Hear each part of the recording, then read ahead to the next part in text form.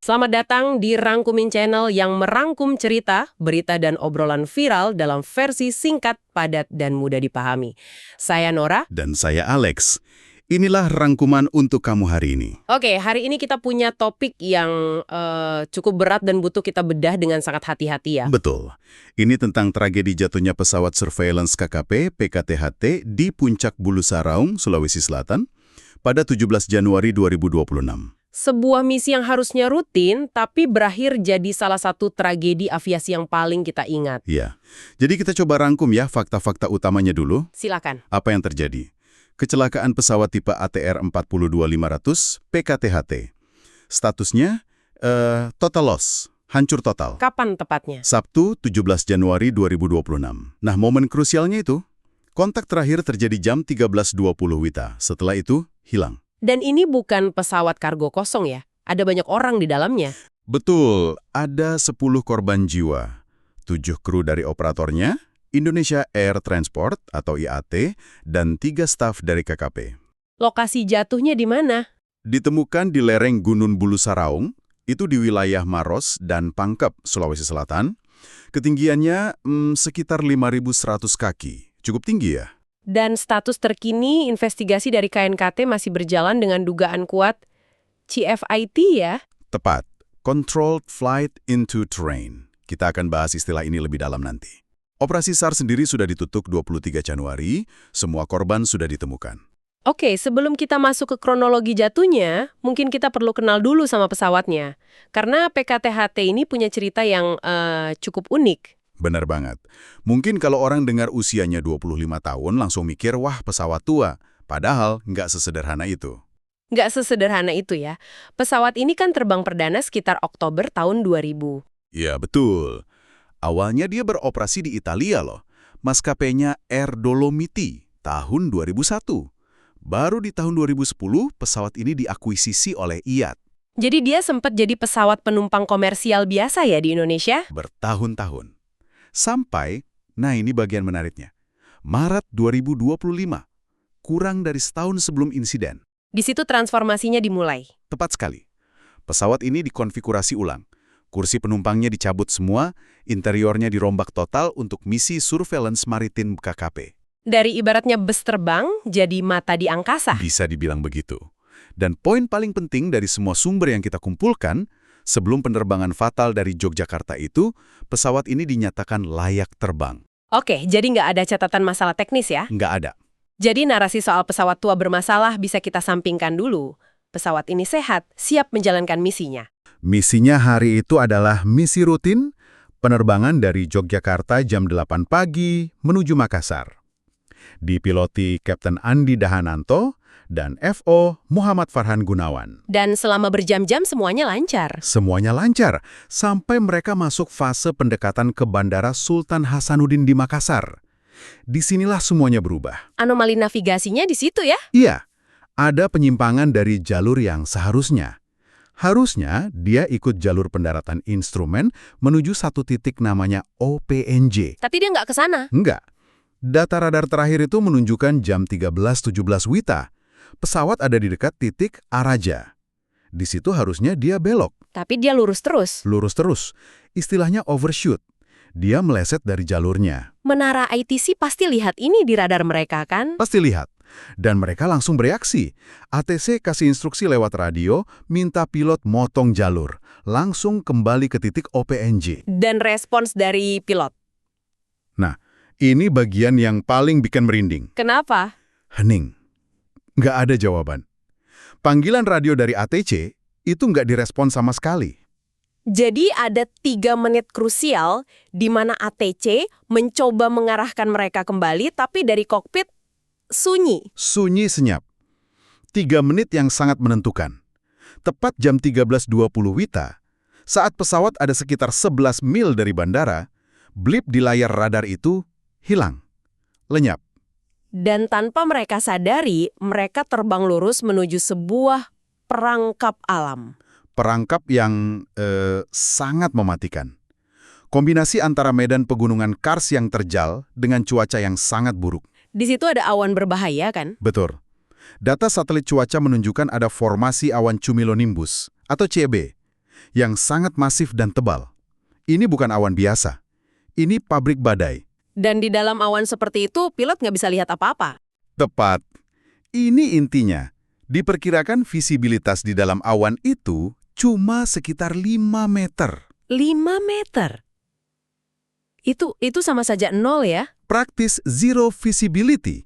Coba bayangkan, kita lagi nyetir kenceng, tiba-tiba kaca depan dicat hitam. Kita nggak tahu di depan ada apa. Gunung, daratan, bahkan mana atas mana bawah. Mereka terbang buta? Betul, istilahnya blind flight. Dan celakanya, mereka terbang buta di area pegunungan yang nggak memaafkan kesalahan. Dan ketinggiannya itu kan tipis sekali ya dengan puncaknya. Tipis sekali. Lokasi jatuhnya ada di ketinggian sekitar 5.100 kaki.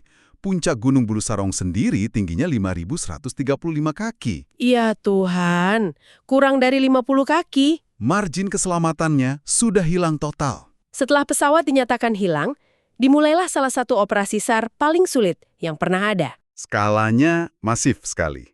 Lebih dari 1.000 personel gabungan.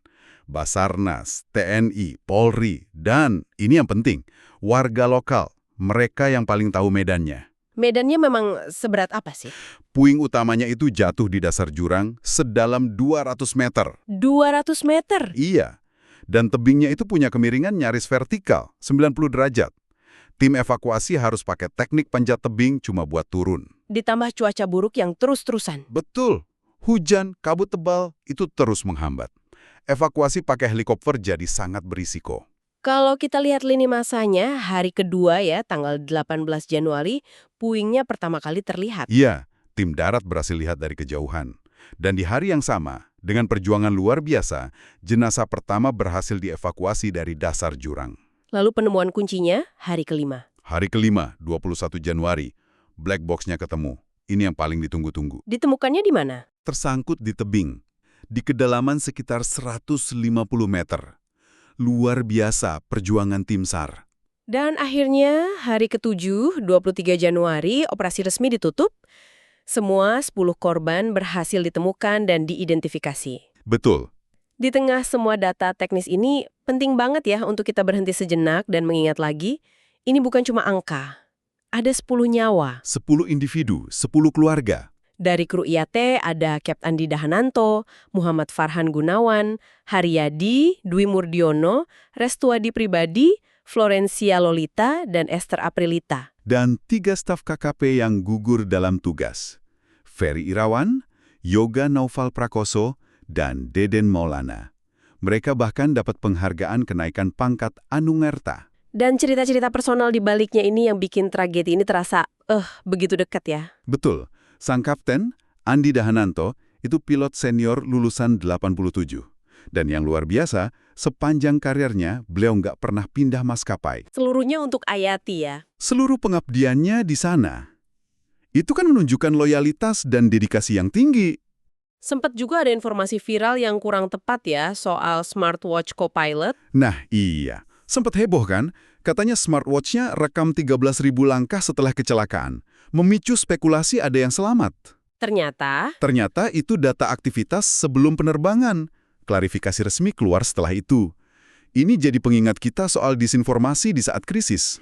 Dan ada satu fakta yang paling ironis dari sejarah pesawat PKTHT ini. Ini yang paling menyentuh sih menurut saya. Apa itu? Beberapa waktu sebelum insiden ini, pesawat PKTHT yang sama itu pernah sukses menjalankan misi SAR. Pesawat ini pernah jadi penyelamat. Kita ke pertanyaan utamanya, mengapa ini bisa terjadi? Apa kesimpulan awal dari para investigator? Semua mengerucut ke satu istilah tadi, CFIT, Controlled Flight into Terrain. Bisa tolong jelaskan lagi apa itu CFIT? CFIT itu kondisi di mana pesawatnya itu sehat, nggak ada kerusakan mesin, nggak ada masalah kendali, dan pilotnya yang pegang kendali penuh. Tapi secara tidak sengaja, pilot menerbangkan pesawat itu menabrak medan.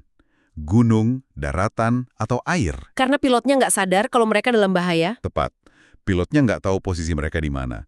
Ini yang disebut loss of situational awareness, hilang kesadaran situasional. Dan buktinya adalah tidak adanya panggilan Mayday itu ya? Itu indikasi terkuatnya. Kalau mereka sadar akan menabrak gunung, pasti ada teriakan, ada panggilan darurat.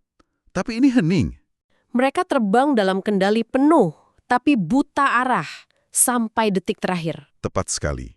Dan disinilah perang black box yang ditemukan itu jadi sangat vital. Dia satu-satunya saksi bisu.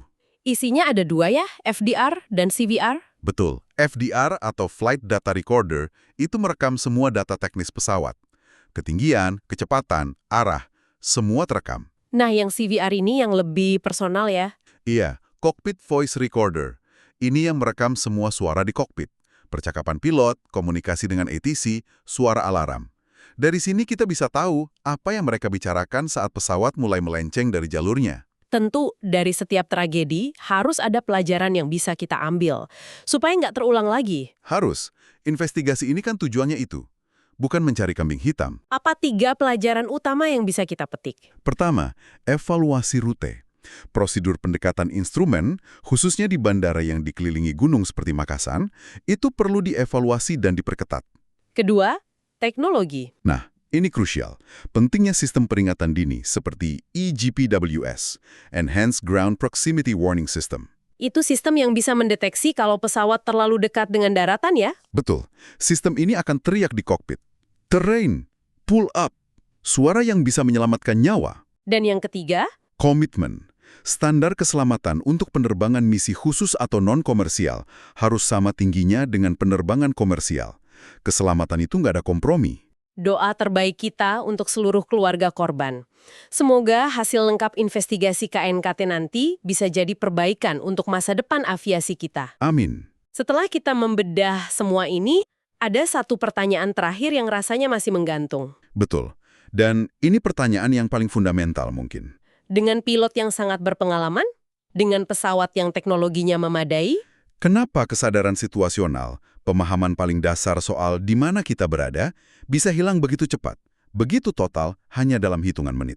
ini pengingat yang sangat keras ya. Sangat keras, bahwa di tengah semua kecanggihan teknologi, faktor alam yang perkasa dan kewaspadaan manusia yang nggak boleh lengah sedetik pun, itu tetap jadi penentu akhir antara hidup dan mati di angkasa. Terima kasih sudah mendengarkan Rangkumin, tempat kamu mendapatkan cerita dan berita dalam versi ringkas, padat, dan jelas. Sampai jumpa di rangkuman berikutnya.